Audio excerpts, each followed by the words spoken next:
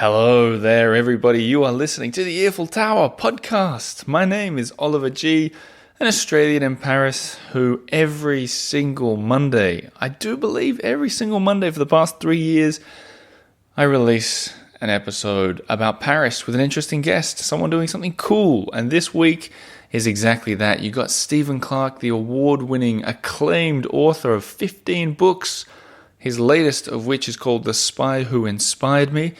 And you might well know him from the Year in the Merde book, his first one, which was a huge success. In fact, he told me all about that success about 3 years ago on this podcast. And it was time to have him back on the show.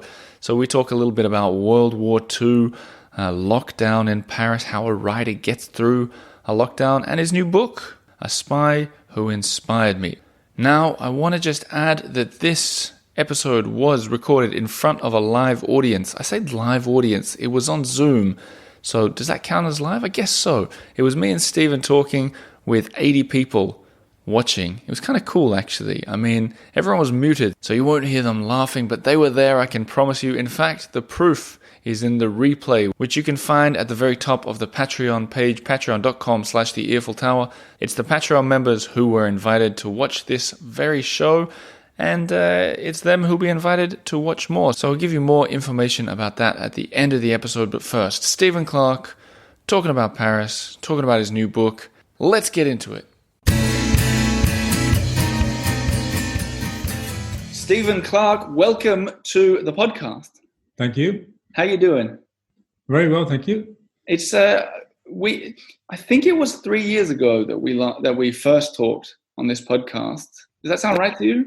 Mm-hmm. Do you remember it? I have no concept of years and everything. You know, I remember it very well, but I don't know when it was. I know, me neither. I'm similar in years. I know it was out in the sort of 19th arrondissement, and since then we've met before. I remember walking around talking about the French Revolution, and there's a picture of you and I with Napoleon's hat. What was this? That was we were near Odeon.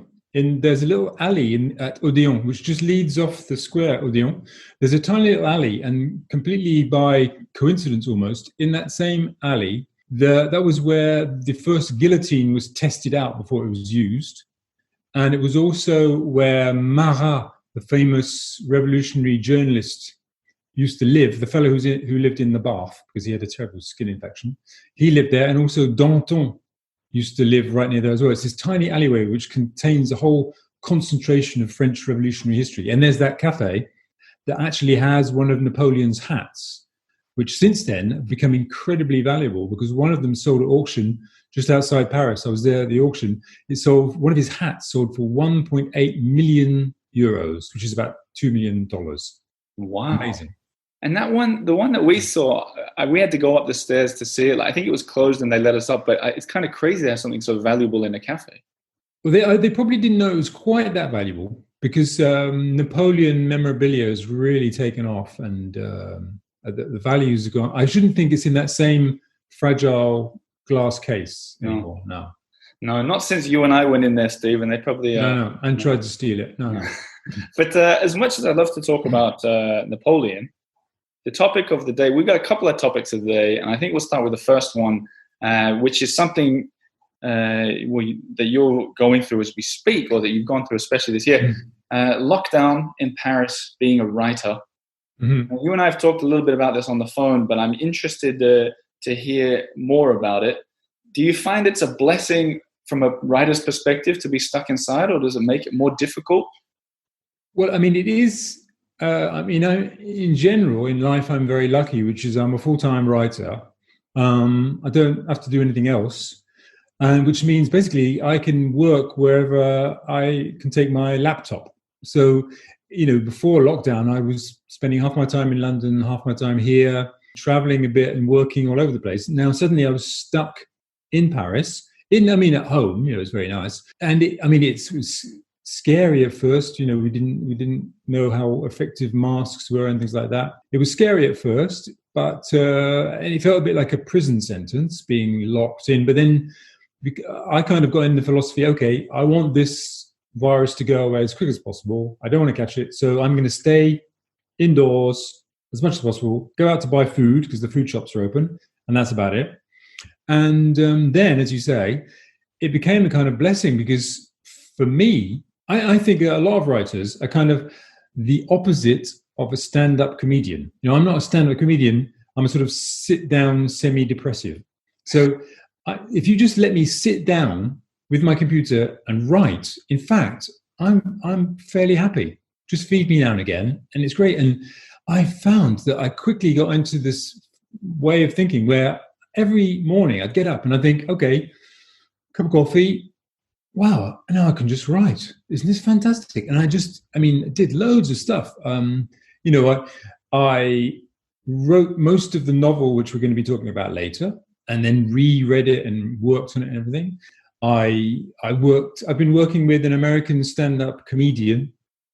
Just before lockdown, we were doing shows together. It's an 86-year-old woman called Deanne Forrest, and I've been writing stuff for her. So I wrote some more stuff for her, which she hasn't been able to perform very much, obviously, because of lockdown. But we've been writing her memoirs together, which has been fun.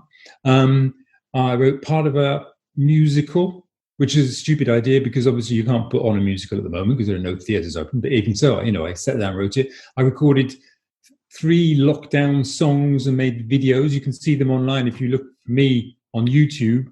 There are 3 songs. One of them is called Covidian Rhapsody, which is all about, as soon as the virus is over, we're going to go back to doing the things we like doing and all that.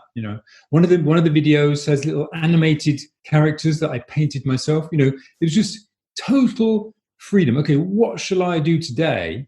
And if you're like me, you kind of think, hey, I can just create what I feel like. I might not get paid for it. That was the only trouble, of course. But I've got so many questions about what you just said. I have about 100 on what you just said. But the first thing that I wanted to ask you is, are you in your house now? Yeah.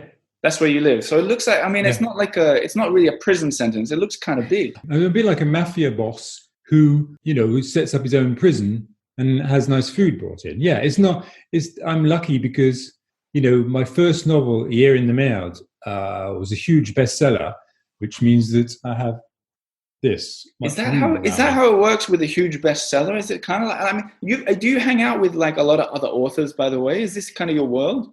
No, other authors, to be perfectly frank, most other authors, you don't actually have much to say to them because apart from their own stuff, what they're interested in is like royalties and publishing deals. So most of my friends are either people, unless I'm working with them. There are some people I'm working with, in which case we hang out together and we talk about other stuff. But most of my really close friends date from the days when I used to play in really bad bands. I used to play the bass guitar in some very bad bands and made some great friends then. And because, so I get on well with musicians because if there's a gap in the conversation, someone picks up a guitar, Mm-hmm. So it's can get less embarrassing. But no, I don't. When I say it was a huge bestseller, all that meant was that for a few months, my publishers thought I was a genius, and even sort of gave me a chauffeur-driven car to go around London. And I was sort of traveling all over the world from like San Francisco and New Zealand and stuff. And that lasted for like 2 or 3 years, say, and luckily brought in enough money for me to give up the day job and sort of set me up the way you see me now. That's it. I remember reading A Year in the Merde about, it must have been about 10 years ago when I was in London. I was just a young man, Stephen, and I remember thinking... So was I.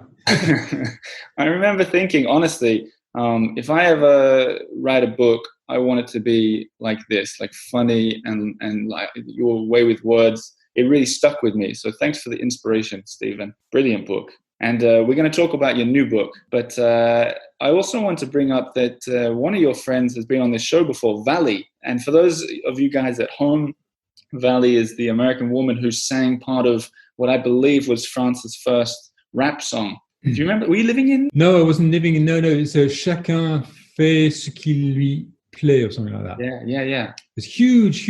I mean, almost everyone in France who's about the age of between 40 and 50 can sing it all by heart. Yeah. Huge hit. Yeah. And she's a lovely woman too. And I think you wrote a book with her as well, right? Yeah, we wrote a book last year called The British Invasion, but we wrote it in French. It was for the French market about British culture arriving in America in the 60s and 70s. I can't imagine there are many British people in Paris or France writing books in French for the French people. Well, both of us have been here a long time. I've been here like 25 years, and I studied French at university, so I'm, pretty fluent. They had an editor go over it, but both of us write and speak French. We do interviews. She used to have a radio program in French all the time. Both of us are very fluent in French, so And when you speak French, do you have a British accent? Sometimes it's almost impossible for English people to say words like the number 8, 8. We just can't get it exactly right. 8. I don't know. I can't do it. My kids who are French, if they want to have a laugh, they just ask me to say 8. Okay, we need to get to the bottom of this. How are you saying it wrong? I don't know. It's one of those things like there are some vowel sounds you can work on, like the different, like coup, merci beaucoup. You have to get like imagine you're smoking a cigar, merci beaucoup. Yeah. Right. And because thanks very much, you mustn't get it wrong, because if you say merci beaucoup, just get the like as if you're kissing someone, that means thank you, beautiful arse. Merci beaucoup. That's not polite. Merci beaucoup. Now it's quite easy to do the coup and difference. And sometimes the R sound is quite difficult as well. So if you want to say especially, surtout, you have to get the phlegm going in the ou, surtout. But the reet thing, I have no idea about. I just can't get it exactly right. It's funny how sometimes the things that you'd think are easy in learning a language can be hard. Like for me, I find the alphabet in any foreign language, especially French, and because they're all the same letters. I speak Swedish as well, and the letters are all the same. But the subtle differences, I get totally confused, especially like A, E, I, O, U, the vowels. So I can hardly spell my name, which is very vowel heavy. But what are you going to do? Right. I think the moral of the merci story is just to leave it at merci and get on with it. Merci. Yeah. No, I can say now I'm fine. Merci beaucoup. End with a cigar. Merci beaucoup. Let's switch the subject a little bit. You've integrated very well into France with the language, but I also know that you are a history buff, and I know that French people appreciate that a lot too. Have you noticed that people appreciate your knowledge and your interest? They do appreciate my knowledge when we talk about French history. They don't always like the British take on French history, because obviously we have a very different view of French history, just as we Brits have a very different view of American history. Like we think, 1776, you made a bit of a mistake. You might have been a lot more peaceful recently with a queen instead of, a president. But so when the Brits say stuff like that about France, they don't always like it, because the strange thing is that the French, actually, they love the queen, right? And anytime anything happens to the queen, or she has a birthday or anything like that, I get invited onto French TV and we talk about the queen. And I say to them, why are you so interested in the queen? You had your choice in 1789. You decided, no, thank you. Well, they had the choice in 1815, in 1830. That's what they had, other kings after Louis the 16th. But, why are you so interested in the queen? You decided against all this stuff. But they are.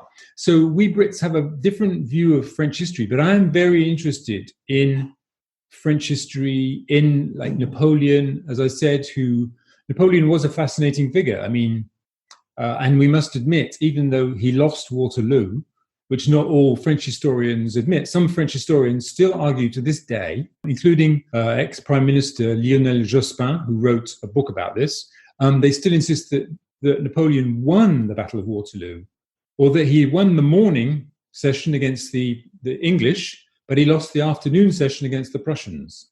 Very interesting. But what you have to admit, I wrote a book about this, and what I had to admit was that Napoleon has won the war of longevity, because he is now the figure that everyone recognizes, his silhouette, everything. And if you go to the battlefield at Waterloo and you go into the museum, and you'd think it was the Napoleon Museum, and you go to the gift shop, there are 10 different statues of Napoleon, and none of Wellington or Blücher, the other generals who were there. So you have to admit that he won the war of longevity, and his basically Napoleon's laws are France's laws today.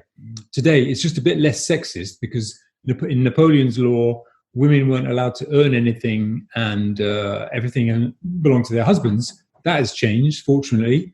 But apart from that, the law is basically Napoleonic law. So yeah, it's a very fascinating and very live subject today. I want to jump to sort of more recent French history, but first I'm interested, what is it about French history that captivates you so much? Well, I mean, I live here, so I'm surrounded by French history. If you go to Notre Dame, or you walk across the Place de la Concorde, which is now mostly covered in cars, but that was where the guillotine was set up for Louis XVI and Marie Antoinette. I find it quite haunting to walk along the Rue de Rivoli, which is the street that passes in front of the Louvre. And there's some arcades there, because if you walk from the center of the city past the Louvre, with the Louvre on your left and these arcades on your right, and you walk towards Concorde along the Tuileries, on your right, all those arcades between 1940 and 44 were hung with Nazi flags, and the images of that occupation, because that's where their headquarters was, is quite haunting even today, because the street hasn't changed at all, apart from the flags.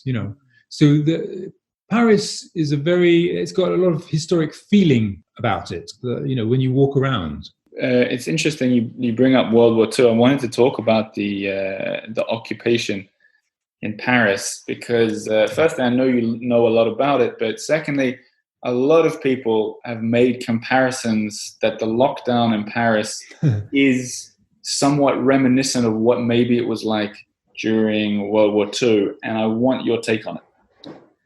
Well, this is an unfortunate thing. I mean, I'm interested in the occupation partly because I myself have been occupying Paris for 20 odd years. I'm an occupier, but the occupation is still in people's minds here. It's really weird because obviously it was a very difficult time for them. Paris was occupied, and unlike London, for example, which was never occupied, it was bombed but never occupied. My grandparents, had bomb shelters in their gardens. It was the Blitz. But here they were occupied, and it's still a very live topic. And during lockdown, we've heard people complaining about lockdown, saying, "Oh, it's like 1940 being locked down and everything." And quite near where I live, there's a big trendy bar, and in the first lockdown, there was a rule where you could sit down outside bars, but you couldn't go inside, and you couldn't drink at the bar. Okay, it was to try and so you could go for a drink, but you couldn't do any of those other things. And this particular bar, it just opened as normal. There were people jammed in the place. It was just full.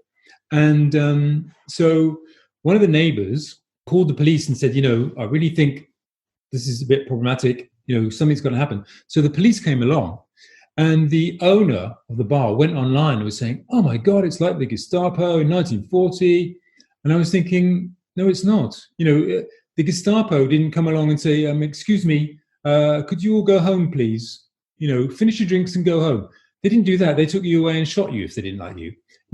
And also the French have a big thing they have this word called délation, which means informing on somebody to the authorities. So the owner of this bar was saying that this person who'd phoned the police, it was like, it's délation, as if this person had shopped him to the Nazis, but it wasn't délation. It was someone calling in who was just genuinely worried because there were like 100 people in this bar, and if one of them had the virus, 20, 30 of them were going to get it and spread it. Yeah. So this person, it was like a public awareness call for me, that's my take on it. But you just hear it's a very live topic in people's minds, and they refer back to it a lot, the occupation, because obviously it was a very traumatic time for them. I thought one thing that went through my head when we were up walking around, did you go for like nighttime walks in your area? Yeah, before the curfew, yeah. Yeah. So for me, I remember we'd walk around in Montmartre and it was so empty, and the only thing that we ever saw was like a police car going really slowly by, often to stop people and check their papers. And I remember thinking, obviously, it feels weird to compare it to a world war, obviously, especially after everything you said. But that sort of fear of walking around not having the right papers added to, I live really close to that street that got stuck in 1942 from that movie scene. Oh, yeah. The occupied Paris movie scene was kind of creepy. Yeah, it's creepy. Obviously, I mean, yeah, Paris was so empty. It's not anymore, but for a while it was really empty. But it was also really peaceful. You didn't hear any sirens anymore. And I live quite near the canal, which goes from near République up through the north of Paris. And the canal, because there were no tourist boats, the canal suddenly got really clear. So you could look down, you could see fish in the canal. You could also see loads of beer cans and bicycles and stuff like that, but you could see fish. It was amazing. And you know, it was empty, but it was quite peaceful as well. But I mean, yeah, as far as I was concerned, you know, having the right papers, all it meant was, it's very easy on your phone. You just say, I'm going out shopping. This is the time I left home. It's nothing. It takes literally 5 seconds to do it. It's nothing. So if you don't do it, I don't know why you wouldn't do it. You know, it's ridiculous. I remember at the start it was quite confusing. I mean, you obviously speak a lot better French than I do, but I remember looking at those long attestation forms and just being like, what the heck is going on? Yeah, we just have to tick the right box. Just find the word, you know, shopping, and then tick the box. Before we go on to your book, I'm just out of curiosity, it's going to plague me. You didn't see any crocodiles in the canal when it was so clear? Well, you don't see them during the daytime. You have to go at night. That's when Parisian crocodiles come out. Okay. And once, you know, it got so peaceful that the Loch Ness monster came once, you know, it was seen swimming past the Bastille. Yeah, okay. I'll keep an eye out. But let's talk about your new book, brand new book, The Spy Who Inspired Me. You're holding it there for the people at home. And for those listening to the podcast version of this in the future, you all missed, I just wanted to say, Stephen, when you were talking about how to pronounce beaucoup, everyone was doing it with their mouth. Did you notice that as well? Yeah. Everyone's nodding up. But so the new book, can you hold it even closer to the screen? The Spy Who Inspired Me. I was trying to hold it in the light, but yeah. Okay. So there you go. That's a book that's only just come out. Only just come out. Fresh, hot off the press. For people who are thinking, smells fresh. For people who are thinking this is a continuation of your Merde series, they're mistaken. No. What is it? Yeah, no, it's new. It's an idea I had a while ago. It's basically, this fella he looks a lot like Ian Fleming, the creator of James Bond, but he is not Ian Fleming. He is Ian Lemming, okay? Because apparently I was told you're not allowed to write a book about Ian Fleming, even though he's dead, so libel laws don't count anymore. The Fleming family even now have a lot of power because of the Bond films and stuff, so you're not allowed to write about him. So anyway, so it's this fellow called Ian Lemming, right? And I was interested in, I'm a fan of the Bond books, the first Bond books, even though they would not get published nowadays because he was sexist, racist, you know, everything. But I'm quite, you know, and James Bond is a sort of great hero, very, you know, he's all very tough and everything. But I was struck that the books are so macho, you know, and all the Bond girls in these books, it struck me, in the James Bond books, no woman is ever reliable, except Moneypenny, and she just, you know, she's a secretary, but none of the others are reliable. Even when they're his colleagues, they're spies, they always do something wrong, and he always has to end up saving the situation. And it just seemed to me very strange that, you know, he lived in this mental world where he could not trust a woman to do anything that was traditionally a man's task, like spying. And in the first book, even, he has a Casino Royale. He has a female colleague, but she messes up, betrays him, and then kills herself. After she slept with him, of course, because he always sleeps with them, you know. And this struck me as very weird. So I decided to write a book in which he ends up on a mission in occupied France. As you say, you know, it's a time that very interests me a lot. He ends up in occupied France, but he is kind of the Bond girl of this really ruthless, experienced young spy, and she has to teach him everything about spying because he doesn't know anything. He turns up in occupied France and he's got a cigarette case engraved with his name. That's useless.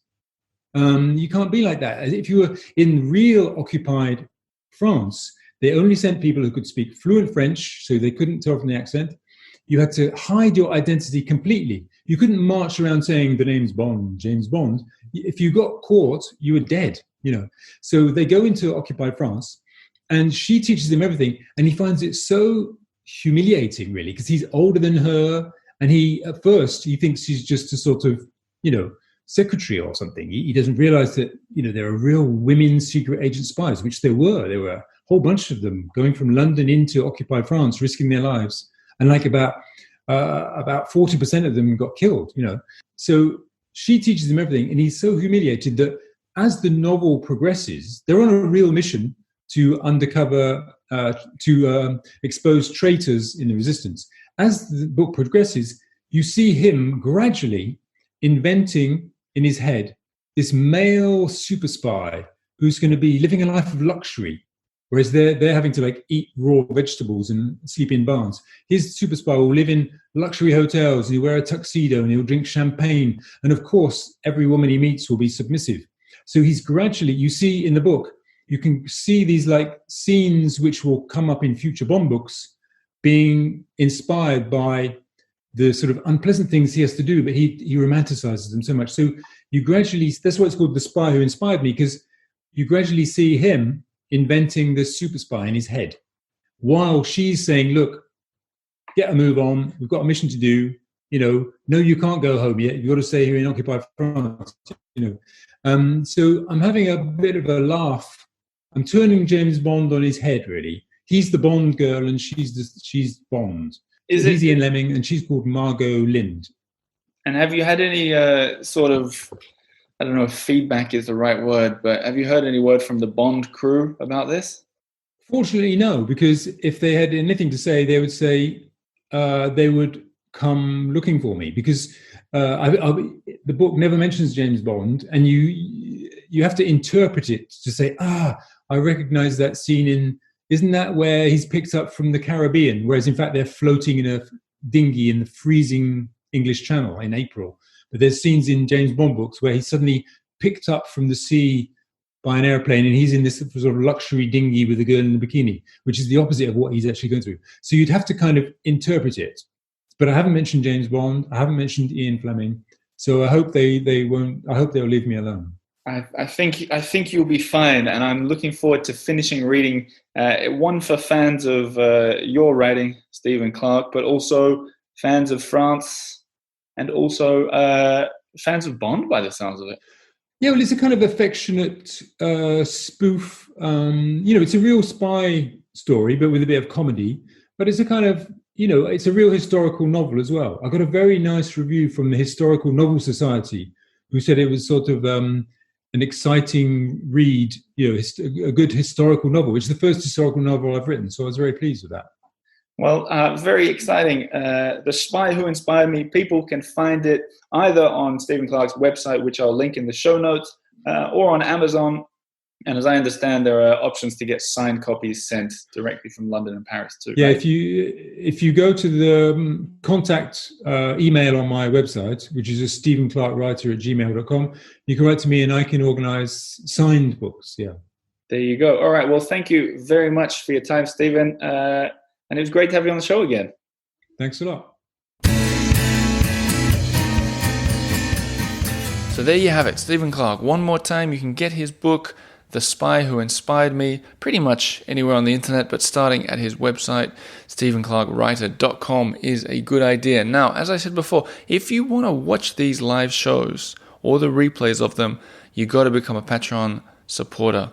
That means you become a member of the Eiffel Tower. You get access to all kinds of things, most recently including listening to these episodes and watching them as they are recorded. Stephen was kind enough to hang around for another 30 minutes, and he answered all your questions, all about whatever you wanted, really. And the replay of it is at the top of the Patreon page. If you're already a member, just search for Stephen Clarke. It's right there at the top, plus a beautiful scroll made by my brother Eddie, with all the information from this episode as he does every week. Now, I thought I'd finish on what happened after this episode with Stephen. He signed off, and then my wife Lena jumped in beside me, and Eddie, my brother who I just mentioned, the editor of this show, jumped in from Australia, and we did the universal premiere of the animated video of Clarke the crocodile. And I've got to be honest with you, it went down a treat. It was so cool to share it live with, I think it was about 80 people watching, and we were clicking through everyone's faces, looking at your reaction. What I'm talking about, of course, is the children's book that Lena and I made, and Eddie turned it into like an animated sort of 4 or 5 minute version where the crocodile moves around Paris, and we got an original score made by Aaron from Slim and the Beast. It was all really cool, and the reaction was great. If you want to watch that video and even the reaction to it, it's all there, one of the top posts on Patreon. Eventually I want to find a way of bringing this out to the public, but at the moment it's just available for Patreon supporters. So I'll leave you with this. If you've enjoyed the Eiffel Tower over 2020, over this tumultuous and rather disappointing year, if this show has brought you a little bit of joy, why not sign up for 2021? You can be a member for the whole year. You get 2 months discount if you commit to 2021. So sign up, patreon.com/the Eiffel Tower. I'll be back again on Monday with a new episode. Or if you're really craving a bit more Eiffel, I put out an episode of the Eiffel Sweden last week talking about how the English language has invaded Stockholm. One for word nerds like me. That'll do for me. Merci beaucoup and au revoir.